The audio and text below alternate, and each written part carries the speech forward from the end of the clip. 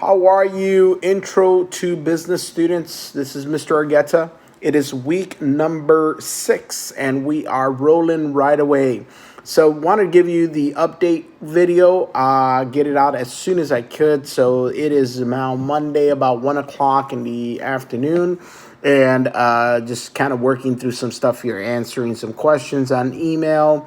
Finishing registration. If you have not yet registered, please do so.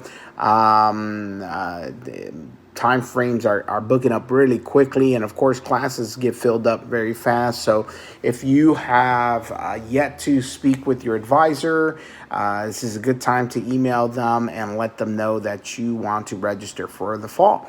So here we are in week number 6. Last week I gave you all a very easy week, if you ask me, but it was really in my benefit because I had to catch up on some stuff. I had all these registrations going on at the same time, so we didn't technically do a discussion, but what I offered as an incentive was to give you the opportunity to go back and finish off any missing discussion posts that you might have left. So I will be grading any of that today, and also grading any of your previous discussions that I have not gotten to.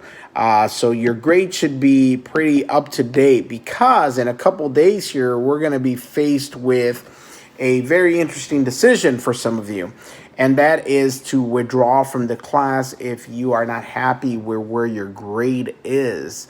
I have already did what I've done on my part to kind of help out with that. I think that at this point, it's up to you to make that decision.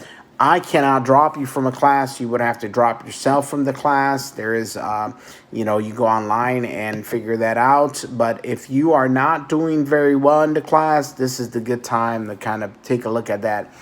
Other than that, this week's discussion is a good one, because we talk about financial aspects of business in our Intro to Business class. This is not a finance class. I completely understand that, and I'm not requiring much of you. This is a very overview of our financial opportunities and types of money, the Federal Reserve. It introduces you to the economic system of our country. So it gives you an understanding of how finances work in America, from the Federal Reserve to the American banking system. It talks about commercial banks and savings and loan banks and association. Talks about credit unions, but it also talks about mutual savings banks. And it gives you an understanding of what is different financial vehicles to make money, like the stock market, stocks and bonds, insurance companies, pension funds, mutual funds, and financial institutions. So what I want to do is, once again, the discussion is where I see if you're understanding the material that we're trying to provide for you. So I have challenged you in a way that will allow you to do some small research. I don't want you to go overboard on this, because you can get really involved in this, and I understand this is not a financial course. This is just a chapter on finances. But what I want you to do is do some small research of a mutual fund.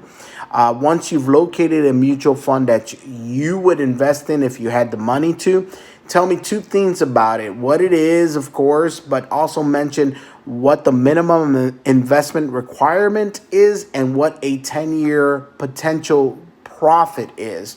I put a video up there that explains mutual funds and what they are, in case you don't know. If you have any questions about this discussion, feel free to let me know.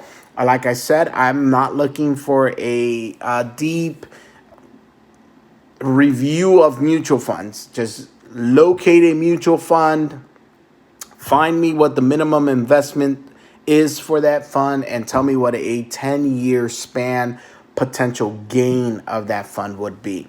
So it should be fun. I don't intend it to be a difficult project. It should be something interesting to you.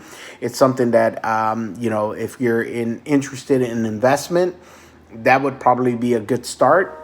So I encourage you to take some time and do it. Other than that, I think that should cover it. Next week, it's your final. We made it to the end. So make sure you're taking time to study for the final. A lot of people ask me what's the best method to study for this final. The best method to study for this final is having done all your work all semester long. No, I'm just joking. The best way to study for this final is going through your test.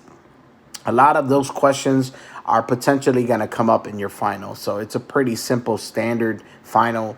As I mentioned in the past, I took the time limit off, so you don't have to worry about that.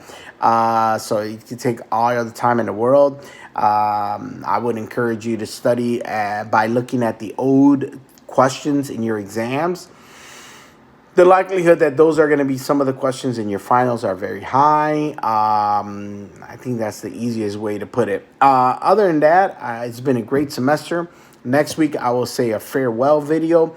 I do encourage you to do the survey that they usually send out for the students. It helps me look at what I can do to improve. I will be going through any person who did a discussion post with a video and add 10 points to your final on that.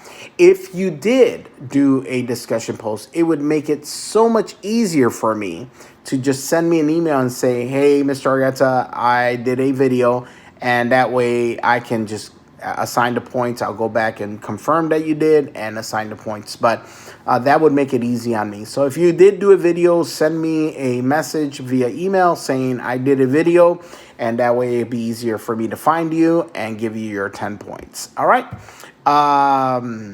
That's it. I think that should cover it. It's been a crazy week out in this world, but like always, stay positive, stay encouraged. You're almost done. You have one more big task to accomplish in this course, and you're all set.